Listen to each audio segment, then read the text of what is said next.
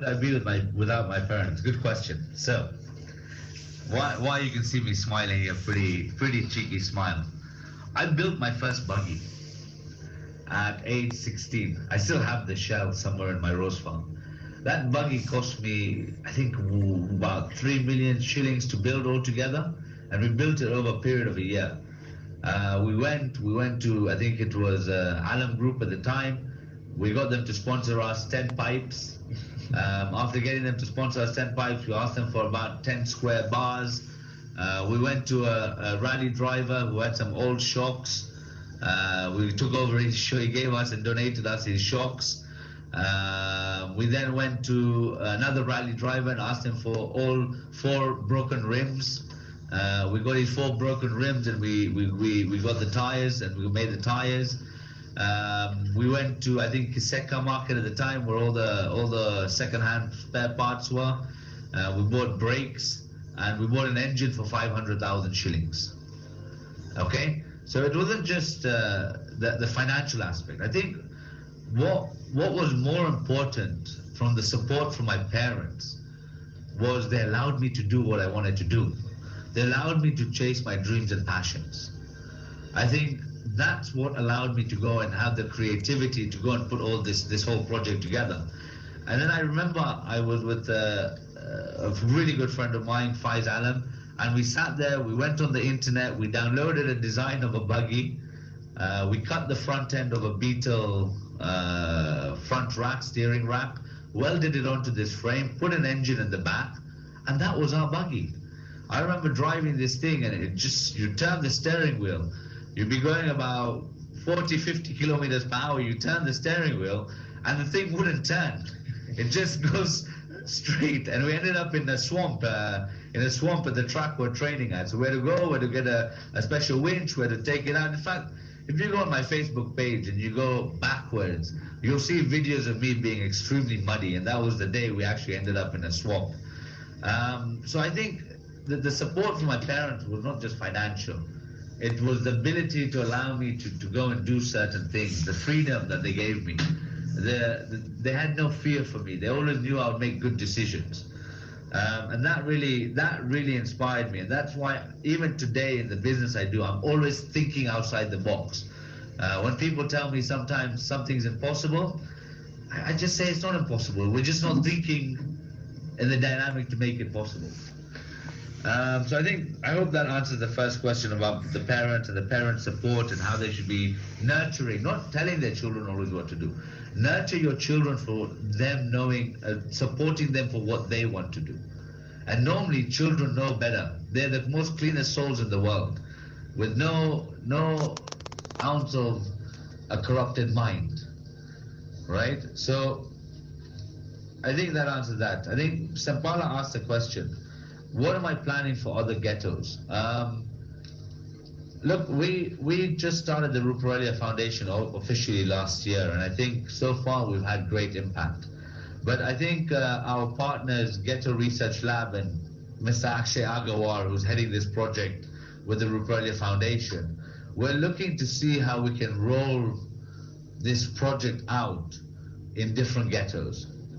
What we've started doing as a Ruparelia group is we're collecting all the empty bottles, all the plastic waste, and we're donating it to the Ghetto Research Lab. So they can make more bottle bricks, and they can make more, produce more output from them. So what we're looking at is a project where we can do about 5 toilets a year, every year. And we want to get more corporates involved in Uganda in these sorts of projects. Because I think although corporates individually do their CSR, and they donate stuff to small schools, to different places, I think this is a project that we can take forward because 1, you are positively impacting the environment. 2, you are creating infrastructure. Just by creating a toilet in a ghetto, you're serving thousands of people. And we want to use the same thing to build schools. We want to use the same thing to build drainages, better hygiene for the ghettos. So we've got a plan that we're trying to develop and put on paper and then roll out. Because for us, we want to have a long-term plan, a sustainable plan, and to have stakeholders on board. Have 2-3 cement companies. We only used about 50 bags of cement in the whole project. which is about 1.5 million shillings worth of cement. So all we're asking for is a good partner to come on board and say, okay, we're going to donate you for 10 toilets or 5 toilets a year, the cement you require. And we will give them the brand value. You see, the other problem in Uganda you tend to have with the corporates is we tend to donate stuff, but we don't get the mileage for the corporate social responsibility that company is doing, right? So as much as you're providing the impact, a lot of these corporates want the value as well for themselves, to be able to be recognized for the good deeds that they do. We're coming to the end of the Sports Unlimited show. Our special guest today has been Rajiv Ruparelia, but as we got our final questions, I have one more. You've spoken about your admiration for Chip Adams. Why was he so special? Chipper used to come and pick me from school. So every Friday, every once or twice, Chip Adams used to come in his rally car and pick me and my sister from school. And he was crazy, man. That's all I can say. He was absolutely crazy. I think we're just as crazy as him, to be honest, because my sister would sit in the front seat and then they'd throw me in the back where the spare tire would go and I'd have to hold the roll cage. And let's be honest, everybody knows Chip Adams. He's not the most sensible driver even when he's on the road. So it was an absolute blast.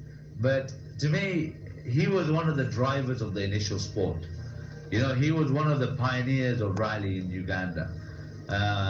He really took it to a whole different level. He innovated the sport.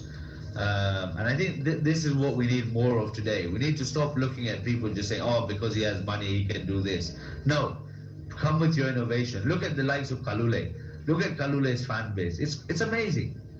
And look at the car he's driving. And he doesn't do it because he makes money from it. He doesn't do it because he's spending millions of dollars or millions of shillings on his rallies. He does it because he loves the sport. People who don't realize that money is secondary to the passion of having something will never go past the boundary wall of money. They will always be stuck there. They're always stuck at that point in life that I can't do something because I don't have money. When you look at I asked somebody the other day, I said, look at the billionaires of the world. How many actually came from a good middle class family and how many actually came from down at the bottom? Because the people who came from down at the bottom of society, they actually innovated. They were creative in ways of doing things. They always heard no, but they never listened to those people. And somebody actually commented and said, you're actually right. Most of the people did not just come from decent families. They really came from the bottom and they wanted to make a difference for the world. And that passion to make a difference is what drove them to become the financial wealth that they have. I know Clive here is burning, but let me finish my questions, then you can have your chance. Are you the one who coined Double Trouble? Your rally team, Rajiv Ruparelia rally team, is called Double Trouble. Are you the one who coined that one? Yes. Why? Because initially, I think we wanted to come in and create some trouble in the scene. So when we were thinking about the name, we thought about what names would Ugandans love to shout. Ugandans love to shout and scream when they're in the rally. So everything of the name had to be what could you scream and shout in the rally. You know, when you say DRT or something, it's not fun in the rally. But when the locals and the local villagers are shouting double trouble, just the rhythm of it sounds good. So everything for us was about what can the fans shout and what will they remember? What will stick in their mind? How do we become a household brand? So next time we go, they know the same car. They will not remember all the complicated names, but they will remember Double Trouble. Yeah, then lastly from me, do you have plans of racing outside Uganda? Of course, you have the WRC coming up in Kenya and something like that, but also other parts of the continent. Listen, we're going for ARC. We're going to go for it. You've just confirmed it, yeah? I confirmed it from the day I started. You're going to compete for the ARC? We are going for ARC. We're good enough. There's no doubt about it. I can't, look, I'm a Ugandan. I'm a third generation Ugandan. I left a job opportunity in England to come to work in Uganda, and a great job opportunity for that matter, right? And my heart bleeds for Uganda. So for me, and I keep seeing Kenya winning, South Africa winning, why is Uganda not winning any of these things? And to me, that's why I've created this formidable team we call it the all-star team. We've got the best of the best on board, and we're going to go for them. We're going to go for those Kenyans. We're going to go for those South Africans. There's no reason why next year we can't. This year, again, it's all about learning. Next year, we're upgrading the car. I think we're going to go for an R5. I've been speaking to my dad about it and talking to him about it and saying, look, if we're going for Africa Rally Championship, we're going to go knowing we're going to win. There's no point going for something not knowing you're going to win. So we're going to hold that Ugandan flag high. We're going to rise it up, and we're going to try and make Uganda as proud as possible when we go and represent Uganda in the ARC. Away from all the rally, at 30, you're one of the most successful Ugandans or East Africans, in fact, Africans. What advice would you give to a 25-year-old right now who is in his room at campus, listening to you and thinking, how do I be like that guy? Work hard, grind. Work with your team, be a leader. As much as I inspire you, think about how you can inspire others. Who inspires you? Many people. Many people. And I always tell people, I say, I'm inspired by different people in different places for different things. I don't need to be inspired by one person. I can like the way somebody dresses, and he inspires me how I should dress. I like the way somebody thinks. I can be inspired by his thinking. I can be inspired by somebody's leadership. So I don't need to have one role model. In fact, the more role models I have, I find the better. The more I can consult with all these amazing people in the world. The world is full of amazing people. And also a word about the group. What are our plans for the rest of the year? For the rest of the year, for the Ruparelia group, I think we've just started a new project at Kibera Country Club. We are going to be building 269 apartments out there, upscale, upmarket apartments. We're looking at developing a middle-class development for building and selling. We're just looking at where to acquire the land. We're also just waiting for the cabinet to pass the cannabis bill. Yes, because we want to get into the medical cannabis industry. Like I said, we need to be forward thinking. We don't need to keep following every other nation. So I'm very proud of our cabinet. I'm very proud of our parliamentarians, because they've actually taken this initiative to drive this faster than our neighbors. And this is going to create hundreds and thousands of jobs in Uganda. Right? There is a whole new industry, it's a whole new ball game. And yes, we're going to have certain challenges. Yes, there are organizations that are fighting it, but so unnecessary, because at the end of the day, our primary goal should be economic development, making our country better for our people. And I'm a personal strong believer and driver of this program. In fact, I've already put in my application, and I'm really hoping by Monday, Cabinet can sit down and pass this bill.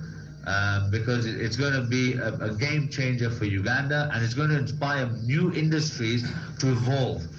And the speed at which they've done and moved this is phenomenal, because it's going to bring in foreign currency. The cannabis global phenomenon is taking it off. Uganda has one of the best environments. It has a cheap labor force. It has availability of land. So there's no reason why we shouldn't be doing it. Clive, you've insisted. The last one. This should be the last one from me. With your big dreams of running next season on Africa and all that, what's the future of your co-driver, Enoch Olinga? Because it's also reported that you're bringing in a more experienced co-driver. No, that's not how I work. How I work is I grow Ugandans. If need be, I've seen Enoch's commitment. I told Enoch, if need be, we can send you out for training. But I'm going to win this to show that 2 Ugandans can go and take on the rest of the continent. And Enoch is still your co-driver. Enoch is in. The only fear for Enoch, we were worried about his health a bit, but he seems to have come back and he said, I'm ready for the season. Let nobody deceive you. He's come out strong. He's looking healthier than last season. So let's take it as it goes. If he can't manage because of his health, then that's a different issue.